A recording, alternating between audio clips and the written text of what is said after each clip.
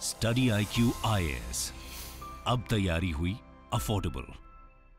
दोस्तों, वियतनाम युद्ध में एक और दुनिया की सबसे ताकतवर अमेरिकी सेना थी, तो दूसरी ओर थे मामूली गुरिल्ला लड़ाके। लेकिन ऐसा कहा जाता है कि अमेरिका ने किसी भी युद्ध में इतनी बुरी हार नहीं झेली जितनी कि वियतनाम युद्ध में उसे झेलनी पड़ी।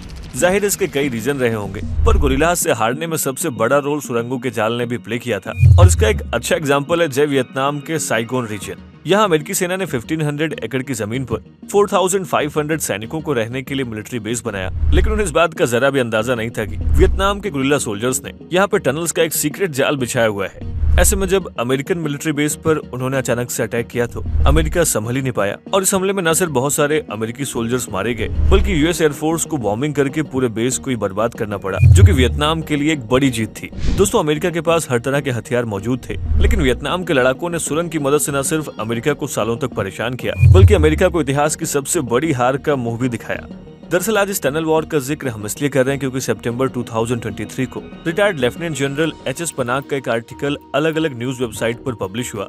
आर्टिकल में उन्होंने चीन के खिलाफ भारतीय सेना को तैयार करने के लिए टनल वॉरफेयर को अपनाने को कहा। लेफ्टिनेंट जनरल पनाग का कहना था कि चीन की सेना मॉडर्न वॉर तकनीक में इंडिया से बहुत आगे है। ऐसे में भारत के लिए चीन जैसा बनने में अभी कुछ सालों का समय लग सकता है, लेकिन इस दौरान अगर चीन अपने हाईटेक ड्रोन और नए टेक्नोलॉजिकल वेपन से इंडिया पर अटैक करता है तो शायद भारत के लिए उस हमले से बचना मुश्किल हो जाए। इसीलिए भारत को चीन से मुकाबला करने के लिए टनल का इस्तेमाल करना चाहिए। दोस्तों, उनके इस आर्टिकल में दिए टनल वॉरफेयर के सुझाव के बाद से ही डिफेंस रिलेटेड फील्ड में चर्चा होने लगी कि क्या सच में चीन के खिलाफ ऐसे मिलिट्री पर्पस के लिए बने सुरंग कारगर साबित होंगे, और अगर ऐसा होता है तो क्या भारत इस स्थिति में है कि वो ऐसे सुरंग को LAC के पास डेवलप कर पाए। सो आज के इस वीडियो में टनल वॉरफेयर से जुड़े हर उस पहलू पर बात करेंगे जिससे ये समझना आसान हो जाए कि लेफ्टिनेंट जनरल पनाग क्यों से चीन के खिलाफ एक सिग्निफिकेंट डिफेंस स्ट्रेटजी मान रहे हैं। स्वागत है आप सभी का स्टडी IQ में। अनुराग पांडे नाम है हमारा, और ऐसे तमाम लेटेस्ट वीडियोस के अपडेट के लिए आप मेरे सोशल मीडिया हैंडल से जुड़ सकते हैं, या वीडियो के कमेंट बॉक्स में दिए गए लिंक पे क्लिक करके भी आप वीडियोस को एंजॉय कर सकते हैं। दोस्तों, टनल्स और केव्स का इस्तेमाल प्राचीन काल से ही युद्ध और युद्ध जैसी स्थितियों से निपटने के लिए किया जाता रहा है, जिसकी शुरुआत आज से करीब 4000 साल पहले हुई थी। देखा जाए तो इस तकनीक को अलग अलग टाइम पर अलग अलग साम्राज्यों के द्वारा बड़े और मजबूत किलों के भीतर पहुंचने के लिए किया जाता था, लेकिन 16वीं सदी में जब गन पाउडर का आविष्कार हुआ तो उसने टनलिंग को पूरी तरीके से बदल कर रख दिया। लोग सुरंगों के जरिए गन पाउडर की मदद से किलों में विस्फोट करने लगे। फिर मॉडर्न एरा में टनल वॉरफेयर का रेफरेंस वर्ल्ड वॉर 1 में देखने को मिलता है। बीते एक सदी में नए इंस्ट्रूमेंट्स, प्लेन और हेलीकॉप्टर्स की वजह से युद्ध की स्पीड बढ़ गई, जिससे टनल्स को इग्नोर कर दिया गया। दोस्तों, इग्नोरेंस के बावजूद युद्ध में टनल्स की एग्जिस्टेंस खत्म नहीं हुई है। दुश्मन पर अटैक करने के लिए भले टनल्स उतने असरदार नहीं बचे हैं, फिर भी डिफेंस के लिए टनल्स का इस्तेमाल होता रहा है। देखा जाए तो बचाव पक्ष में अपने दुश्मन की हवाई और ग्राउंड फायर अटैक्स की इंटेंसिटी को नाकाम करने के लिए टनल वॉर का तरीका अपनाया जाता रहा है, और ऐसा करने में सबसे बड़ा मास्टर चीन ही है। दोस्तों, वीडियो को कंटिन्यू करें उससे पहले आप सभी के लिए एक इम्पोर्टेंट अपडेट है। दरअसल IAS की तैयारी को और भी अफोर्डेबल एंड कॉम्प्रिहेंसिव बनाने के लिए स्टडी IQ आपके लिए लाया है P2I, that means prelims to interview program 2024। दोस्तों, इसके जरिए आप प्रीलिम्स, मेंस एंड इंटरव्यू यानी UPSC एग्जाम के तीनों स्टेज की तैयारी एक साथ कर सकते हैं। UPSC सिलेबस को कंसीडर करते हुए इस बैच में आपको लाइव क्लासेस के through basic to advance cover कराया जाएगा। साथ ही mentorship, test series, crash course, notes और बुक्स, ये सब कुछ भी आपको इस बैच में मिल रहा है।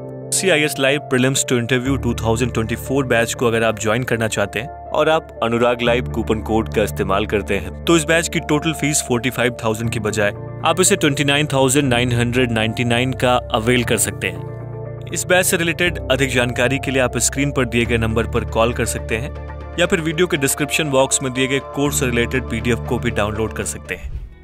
दोस्तों, इसलिए चाइना को मास्टर ऑफ टनल वॉरफेयर भी कहा गया है। चाइना ने 1937 से 45 में चीन जापान युद्ध के दौरान इस तरीके को जन्म दिया। उस टाइम पर चाइना ने हेबे प्रांत के रांजुयांग गांव के वॉरफील्ड में 15 किलोमीटर लंबी सुरंग खोदी थी। ये सुरंग उनके घरों से युद्ध के मैदान तक जुड़ी हुई थी, जिससे वो जापानी सोल्जर्स पर छुपकर अटैक कर सके और उनके ग्राउंड अटैक को कमजोर बना सके।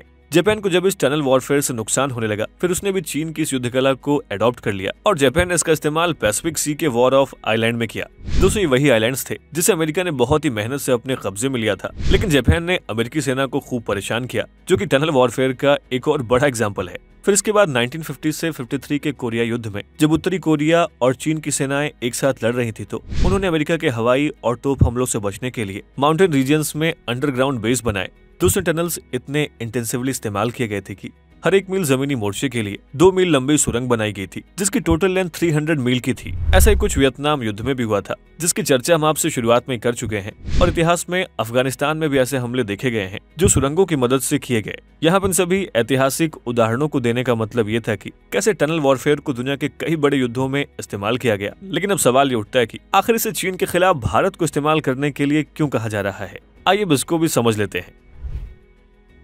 दोस्तों, आज की मॉडर्न सर्विलेंस जो कि सैटेलाइट्स, एयरक्राफ्ट, ड्रोन्स और इलेक्ट्रॉनिक इंटरसेप्शन के फॉर्म में चाइना के पास अवेलेबल है, वो बड़े आसानी से बैटलफील्ड में अपने टारगेट को पिन पॉइंट कर सकते हैं। दरअसल टारगेट पिन पॉइंट होने के साथ ही हाईटेक ड्रोन की मदद से 90% हिट प्रोबेबिलिटी के साथ अटैक पॉसिबल है। साथ ही चाइना अपने साइबर वेपन्स की मदद से बहुत सारे इंडियन मिसाइल्स को कंट्रोल कर सकता है, जिससे इंडिया के पास ट्रेंड सोल्जर्स होने के बावजूद भी चाइना के अटैक का जवाब देना मुश्किल हो जाएगा। और दोस्तों, ऐसा इसलिए क्योंकि उनके पास जो ड्रोन और उसकी टेक्नोलॉजीज हैं, वो अनमैन्ड ही पूरे वॉर में काम कर सकती हैं। ऐसे में इस तरह के अटैक में भारत को नुकसान ज्यादा हो सकता है, जिसका सबसे बेहतरीन एग्जाम्पल रूस और यूक्रेन के बीच होने वाला युद्ध है।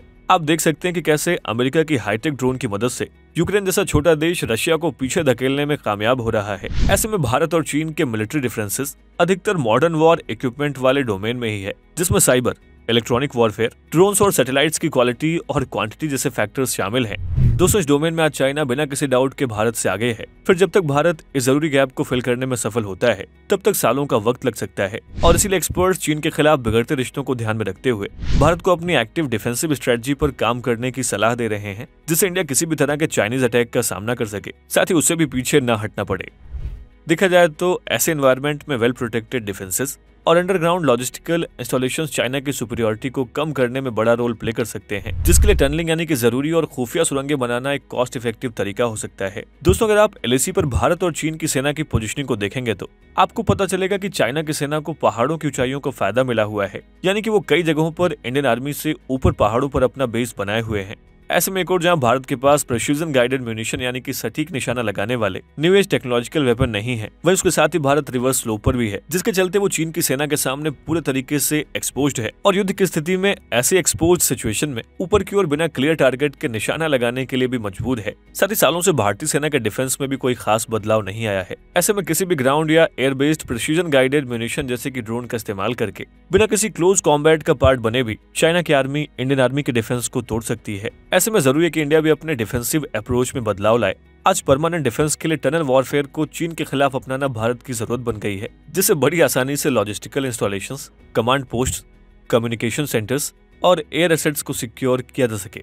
दोस्तों, इस बात की खबरें लगातार सामने आती रहती हैं कि किस तरीके से चाइना एलएसी के पास एक्सटेंसिव मिलिट्री इंफ्रास्ट्रक्चर को डेवलप कर रहा है। ऐसे में ये जानते हैं कि भारत एलएसी के पास चाइना को काउंटर करने के लिए क्या प्लान कर रहा है।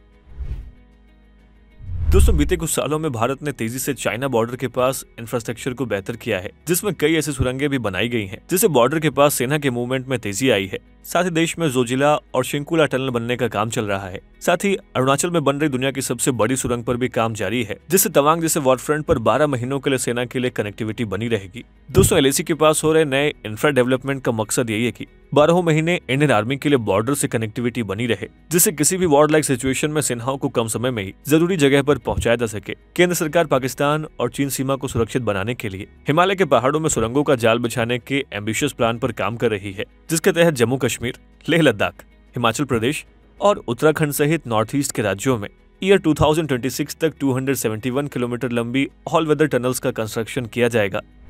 लेकिन यहाँ पे गौर करने वाली बात यह है कि ये सारी टनल्स एक तरीके से दुनिया भर को मालूम है, जिससे अगर वॉर जैसी सिचुएशन होती है तो चीन सबसे पहले यही कोशिश करेगा कि ऐसी सभी टनल्स को डिस्ट्रॉय कर दिया जाए, जिससे इंडियन आर्मी को ज्यादा से ज्यादा नुकसान हो। इसलिए ऐसी टनल्स का इस्तेमाल वॉर लाइक सिचुएशन में कोर डिफेंसिव पर्सपेक्टिव से करना मुश्किल होगा। जरूरत है कि इन हाईवे टनल्स के साथ ही साथ एलएसी के पास ऐसे सीक्रेट टनल बनाया जाए जिसकी जानकारी कॉन्फिडेंशियल हो, ताकि चीन की ड्रोन की मदद से किए गए एयर स्ट्राइक से भारतीय सेना पहले खुद को बचाए, फिर काउंटर में चाइना पर स्ट्रेटेजिक अटैक करे, जिससे मैक्सिमम रिजल्ट इंडिया के फेवर में हो। दोस्तों, रशिया यूक्रेन वॉर ने दुनिया के सामने आने वाले टाइम में होने वाले मॉडर्न वॉर की फ्यूचरिस्टिक इमेज शो कर दी है। ऐसे में दुनिया भर के डिफेंस एक्सपर्ट्स इसी कोशिश में लगे हुए हैं कि किस तरीके से ऐसे न्यू एज वॉर में अटैकिंग और डिफेंसिव अप्रोच को बदला जाए। देखा जाए तो इसी सिलसिले में इंडिया को भी अपनी वॉर टेक्निक्स में बहुत से बदलाव करने की जरूरत है, और ऐसा इसलिए क्योंकि इंडिया के सामने चाइना और पाकिस्तान दो सबसे बड़े दुश्मन हैं, जिसमें पाकिस्तान से तो हम काफी आगे हैं, जबकि चाइना कुछ हद तक हमसे आगे है। इसीलिए टनल वॉरफेयर को अपनाकर इंडिया चाइना के सामने खुद को और मजबूत कर सकता है। दोस्तों, आपकी इस पे राय क्या है, हमें इस वीडियो के कमेंट बॉक्स में जरूर लिखें।